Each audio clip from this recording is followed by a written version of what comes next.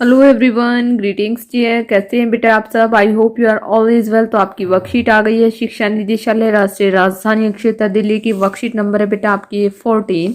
ये है बेटा आपकी 7th क्लास की हिंदी की वर्कशीट है और जो है पाठ का नाम है पापा खो गए। आज ये पापा खो गए जो पाठ से आपकी नई वर्कशीट आई है, तो हमें वर्कशीट को जो है बेटा बड़े अच्छे से पढ़ना है और इसके पाठ की फुल रिविजन की वीडियो भी मैं आप लोगों को डाल दूंगी। वो सैटरडे संडे को मिलेगी आपको। और उसके बाद बेटा आपको अपनी बुक से भी जो है इस पार्ट को रिवाइज करना है ताकि आने वाली वर्कशीट में आपको ये बड़े अच्छे से समझ में आ जाए। तो बेटा यहाँ पर विद्यार्थी को अपना नाम, अपने कक्षा अध्यापक का नाम लिखना है। ये वर्कशीट जो है बेटा 12 नवंबर 2020 की वर्कशीट है। तो चलिए पढ़ते हैं बेटा। पापा खो गए पाठ है आपका, तो पढ़ना शुरू करते हैं। हमारी कल्पनाओं का संसार बहुत ही विचित्र है। जब हम कल्पनाओं में खो जाते हैं उस समय हमारे चारों ओर जो भी निर्जीव चीजें होती हैं कल्पना के संसार में वह बोलती हैं, चलती हैं, नाचती हैं। कल्पना के बादलों में उड़ते उड़ते आपने भी ऐसे अनुभव किए होंगे। प्रस्तुत पाठ पापा खो गए एक नाटक है। क्या है बेटा पापा खो गए? ये पाठ क्या है? एक नाटक है, वो भी फैंटेसी यानी कि काल्पनिक घटना। यानी कि कोई ये सत्य घटना नहीं है बेटा, कल्पना की हुई घटना है। जैसे हम अपने मन में ही कल्पना कर लेते हैं आज हम वहाँ जाएंगे, ऐसे करेंगे, वैसे करेंगे। तो ये काल्पनिक बातें जो होती है ना, ये काल्पनिक घटना है ये। जहाँ बिजली का खंभा, पेड़, लेटर बॉक्स, कौवा आपस में बातें करते हैं। पाठ में एक लड़की भी है जिसे अपने घर का रास्ता नहीं पता। उस लड़की की समस्या का समाधान भी ये निर्जीव वस्तुएं ढूंढ निकालते हैं। यानी कि देखिए यहाँ पर कौन बातें कर रहा है? ये सभी क्या है? खंबा, पेड़, लेटर बॉक्स, कौवा। ये बोल नहीं सकते, जो है कुछ निर्जीव चीजें हैं जो क्या कर रही हैं, वो आपस में बातें कर रही हैं। और एक लड़की भी है जो अपने घर का रास्ता भूल गई है। ये उसकी समस्या का भी समाधान निकालते हैं। तो आगे है बेटा, पेड़ और खंभे के बीच के संवाद पढ़कर पूछे गए प्रश्नों के उत्तर दीजिए। यानी कि ये पैराग्राफ पढ़कर बेटा, गद्यांश को पढ़कर हमें नीचे दिए गए प्रश्नों के उत्तर देने हैं।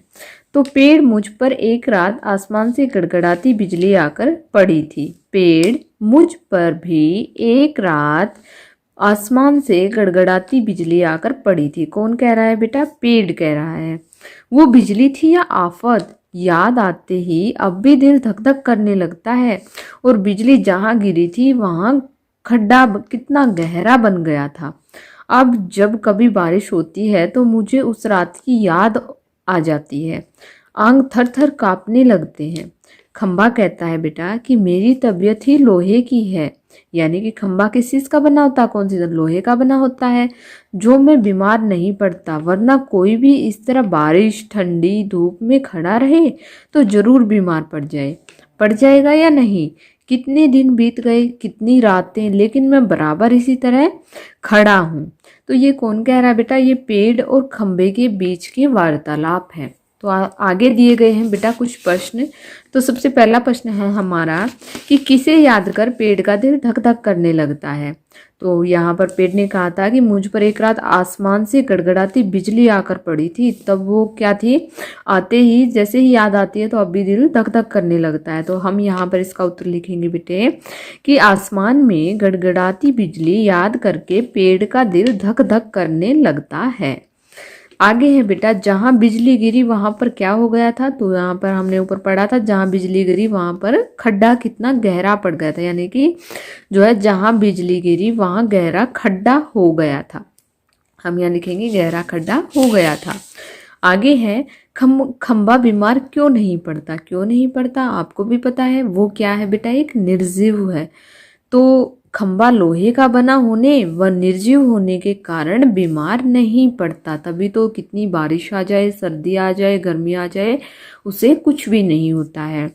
आगे है, कौन कई दिन और कई रात बीतने पर भी ऐसे ही खड़ा है? तो कौन खड़ा था बेटा? खंबा कह रहा था ये बातें कि जो है मेरी तबीयत कैसी है? लोहे की है, मैं बीमार नहीं पड़ता, चाहे बारिश हो, ठंडी हो, धूप हो, और जो है कभी भी मैं बीमार नहीं पड़ता। और अगर कितने दिन बीत गए, कितनी रातें, और मैं ऐसे ही बराबर खड़ा हूँ। तो ये कई दिन और कई रात बीतने पर भी ऐसे ही कौन खड़ा है? खंबा। यहाँ पर हम लिखेंगे खंबा कई दिन और रात बीतने पर भी ऐसे ही खड़ा है। आगे है बेटा गतिविधि है, आप भी किन्हीं दो निर्जीव वस्तुओं के बीच संवाद या अपनी कल्पना से लिखिए। तो दो वस्तुओं के बीच में संवाद, देखिए बेटा मैंने यहाँ पर एक छोटा सा संवाद लिखा है, आप लोग बड़ा भी लिख सकते हैं।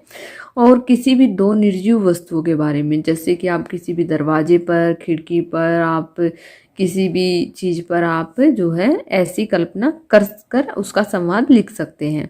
तो मैंने यहाँ एक अलमारी और वस्त्र, यानी कि अलमारी में क्या रखे जाते हैं, वस्त्र रखे जाते हैं, तो उसके संवाद लिखा है बेटा कि अलमारी कहती है अरे मैं इतनी खाली कैसे हूँ, यानी कि अलमारी खाली हो गई है।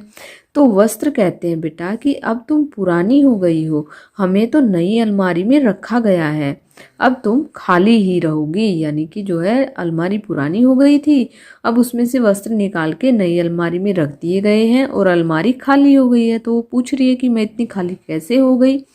तो वस्त्र कह रहे हैं बेटा कि अब तुम पुरानी हो गई हो और अब तो नई अलमारी में, हमें तो किस में रखा गया है, नई अलमारी में रखा गया है, अब तुम खाली ही रहोगी। तो बेटा यहाँ पर होती है आपकी वर्कशीट कंप्लीट। आई होप आपको समझ में आ गया होगा। तो आपको बेटा एक बार पाठ का रिवीजन जरूर करना है। ये नाटक है, बड़ा अच्छा नाटक है, आप लोग एक बार पढ़िएगा। तो बड़ा ही जो है मज़ेदार नाटक है ये, आप इसको पूरा पढ़िएगा ताकि आपको आने वाली वर्कशीट जो है आसानी से समझ में आ जाए। तो थैंक यू बेटा, थैंक्स फॉर वॉचिंग।